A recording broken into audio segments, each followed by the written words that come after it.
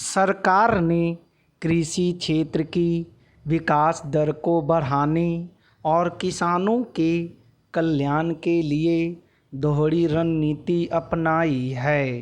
केवल उत्पादन बढ़ाने पर अपना ध्यान केंद्रित न करके किसानों की आय बढ़ाने और कृषि जोखिम कम करने पर ध्यान दिया जा रहा है। हाल ही में प्रधानमंत्री ने भारतीय कृषि में सुधार के लिए मुख्यमंत्रियों की एक उच्चाधिकार समिति गठित की है। इस समिति में 7 राज्यों के मुख्यमंत्री और केंद्रीय कृषि और किसान कल्याण मंत्री सहित नीति आयोग के सदस्य शामिल होंगे। समिति कृषि क्षेत्र में सुधार और किसानों की आय बढ़ाने के उपायों पर विचार विमर्श करेगी। समिति ई-नाम, ग्राम और अन्य संबंधित केंद्र प्रायोजित योजनाओं के साथ बाजार सुधारों को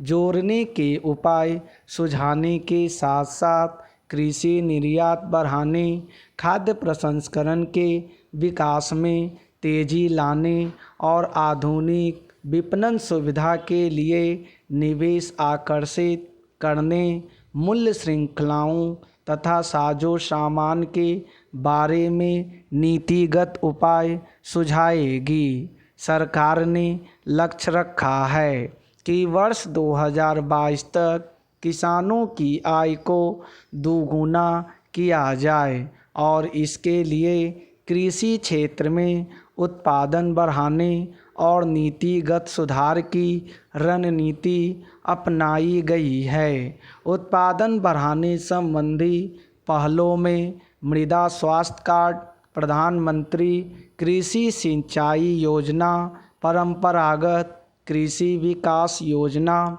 कृषि बुनियादी ढांचे में सुधार, कृषि के लिए अधिक संस्थागत ऋण सुविधा और दालों का बफर स्टॉक बनाना आदि शामिल हैं।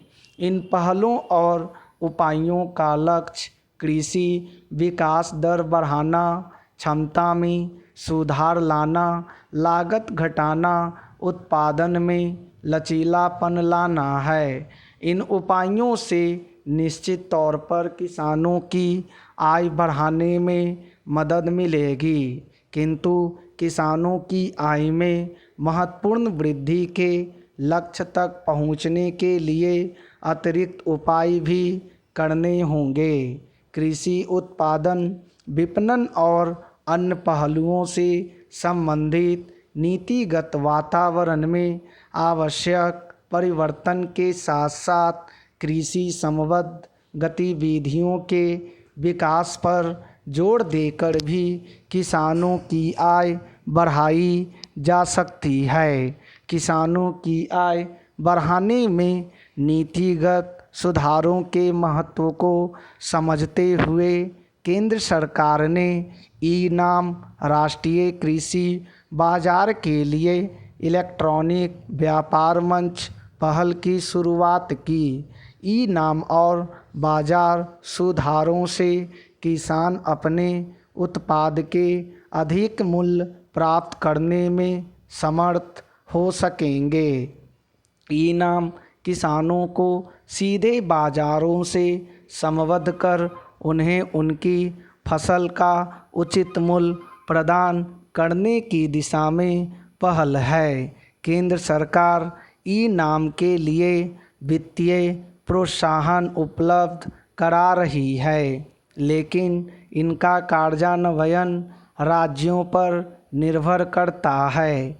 ई-नाम कृषि क्षेत्र में संभावनाओं का विस्तार करने, किसानों की आय में बढ़ोतरी करने और कृषि क्षेत्र का कायाकल्प करने में महत्वपूर्ण भूमिका निभाएगा। सूखा, बारिश, बाढ़ और चक्रवात जैसी प्राकृतिक आपदाओं के कारण क्षतिग्रस्त होने वाली तैयार फसल होती है। इस नुकसान की पूर्ति हेतु सरकार एक सशक्त बीमा योजना प्रधानमंत्री फसल बीमा योजना लेकर आई है।